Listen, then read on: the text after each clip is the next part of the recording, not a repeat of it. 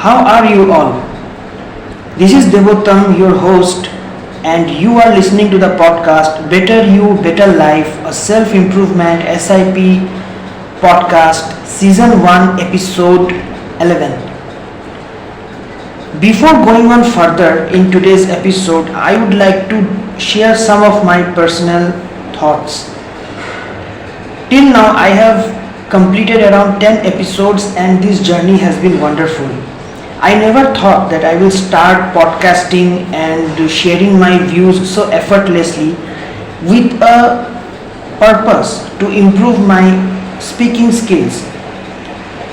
Before podcasting, I used to think that I was very low, like I'm underconfident and doesn't have the ability to speak. But once I started, I realized that it was not so difficult than I have imagined. Many of you have been listening to this podcast, and I thank you from my heart for supporting me.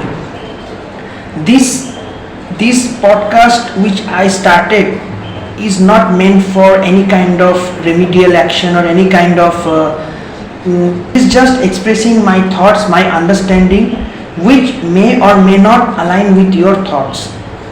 But nevertheless, the response has been wonderful, and more importantly, I try to keep each and every episode unedited. So whatever comes to my heart, I speak out and express directly, and I encourage you to do this my way. Coming here in the last episode, that is episode 10, which was another impromptu episode where I tried to share my views. I tried to share my views and did some segregation work on two concepts, that is loneliness and emptiness. As per my understanding, as far as my logic goes, I tried to keep loneliness and emptiness as two separate entities. Loneliness is something more of an psychological thing, more it's like a social thing, that you don't have people around you to whom you can express your thoughts or you feel happy thinking about them. Whereas emptiness can include a mix of social thing as well as material things. Sometimes what happens, you achieve lots of things, lots of material success in your life, but yet you don't feel achieving it because you don't have anyone around you to celebrate this achievement. And it is very worst kind of feeling when you have everything under your hand, under your reach, yet you can't share it with other guys. So I really hope that nobody goes through that kind of feeling. So that was just my kind of understanding, and I would like to know from you about the feedback, about how you approach both these concepts of loneliness and emptiness. And if you haven't checked out that episode, I request you to please go through it and share your views, which I may be correct or incorrect. Coming on to today's latest episode, that is episode 11, I have expressed my views and understanding in past several episodes about conducting mistakes and learning from it. And also we have discussed about some probable ways to how you can embrace the mistakes, because making mistakes is not a bad thing every time. There are a lot of inputs that we can adopt through it, and we ensure that it doesn't get repeated in the future. So today I came across some interesting ways on how we can handle our mistakes or failures. Many people have said, and we have read it in the books again and again, that failures are the pillars of success. In order to become successful once, you have to fail 100 times. Then there are so many proverbs, but how much are they applicable in today's world, in today's generation, when we have so much less amount of time, attention span and we hardly have any patience. We lost our thinking thanks to these AI tools which are coming up, and they are trying to be dependent they are trying to be dependent, taking our thoughts, actions and doing all the things as perfectly as possible for us and making our life more comfortable. Rather, I would say they are making us more paralysis kind of feeling. So let's try to find out some of the probable ways on how to handle the mistakes or failures. Anything that generates from our mind, any action or any thought that generates as a result of some kind of experience or some kind of base indicator, and that base indicator prompts us that we will take responsibility whatever the outcome may be. Let me break it down. First way which I am trying to share with all of you is like taking responsibility. Now once the mistake has happened, acknowledge that you have made that mistake, or you might become unsuccessful in some action. I'm using the word unsuccessful instead of failure. So you need not to escape from that or try to take responsibility from it. Instead, just accept it the way it has gone and try to find out the gaps which were missing, which you could have incorporated so that that mistake would not have happened. Once you take responsibility for your action, this shows that you are willing to learn from your errors and it won't be repeated, because that will program in your hard drive, that is in your brain, so that you don't commit the same mistake again in the future. Second point is, obviously we will learn from the mistake and failures. As I said, that try to find out the gaps, what exactly went wrong in your action, and try to fix that gap. Be solution oriented instead of cribbing why exactly it has gone wrong. If you are able to identify what went wrong in your action, then you can obviously prevent it from happening it again in the future. My third point would be that don't dwell on it. Once you have made the mistake, it has happened. Now whatever million times you try, you cannot bring that action back and rectify it. So there is no point in dwelling over it. As there is an English proverb which we have which we came across multiple times in our childhood, that there is no point in crying over the spilled milk, because it can't be undone. So once you have learned from your mistake and failure, then try to focus on moving forward. Moving forward means try immediately applying those inactions into action and try to fulfill that gap so that you improve next time, and thus you are making that much needed progress. With making progress, we develop some kind of understanding, and that's where it brings me to the next point, that is fourth point, that is develop perspective. Now from perspective point of view, what I'm trying to say is that it might be possible that what mistake you have done may be an opportunity for somebody else. If you have made that action looks like mistake for you, may look like a sincere trial for somebody else. So you never know what you are doing is correct unknowingly or sometimes incorrect knowingly. So remember that everyone makes mistakes. So develop perspective for your action. Also get failure in some actions. So there is no point in thinking about much mistake and failure, because it's a natural part of your learning process. It's a natural part of your learning process and it is bound to happen. Otherwise, how would you know what works best for you? So be determined. Be determined that you have to do it better, and that determination is directly linked with your purpose and vision for which you are making all those efforts.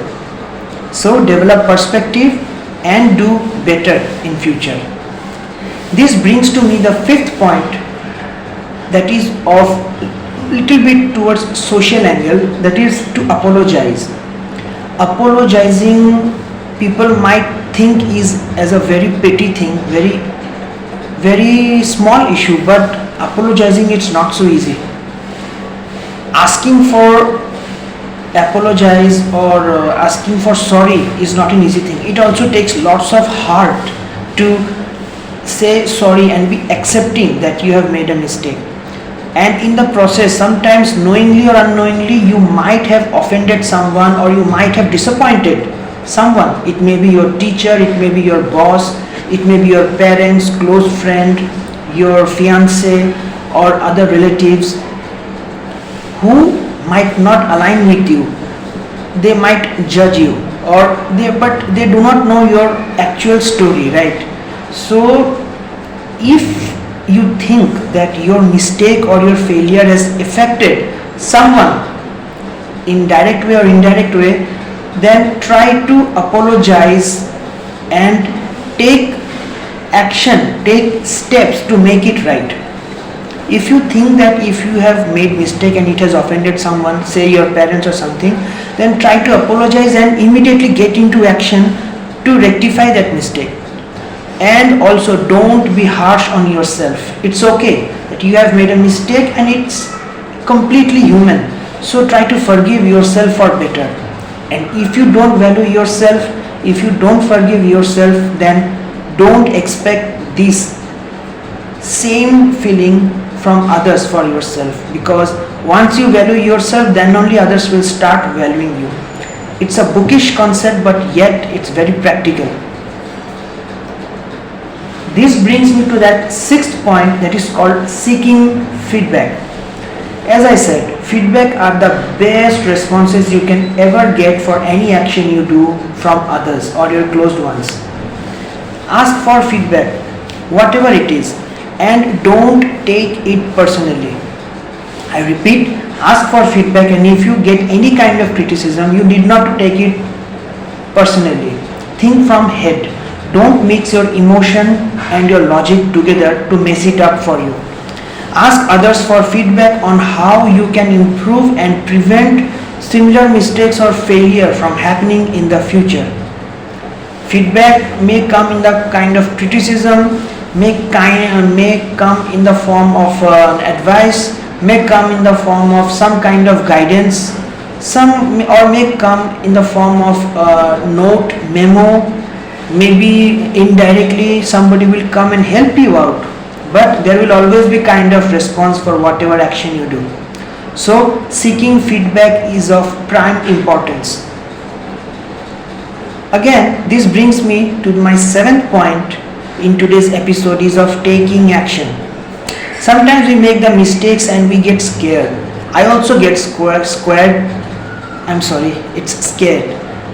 I also get scared and I think that okay, if I repeat my task, then I might make the same kind of mistakes in the future, and that will scare me. And trust me, everybody gets scared of making mistake. But that's where you have to get in and take action immediately. Trust me.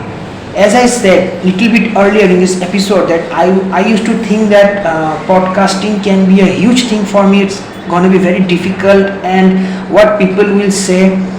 But once I took that one single brave step ahead to talk about myself, to share my thoughts and understanding with outside world, first couple of episodes was really scary for me. I know I made some mistakes and what people would say, and you may not get that kind of response as expected. But trust me, the first step is always difficult, but after that it's just like a journey. So embrace that journey, take action, keep working on it, and so that it will become a habit, it will become a part of your routine.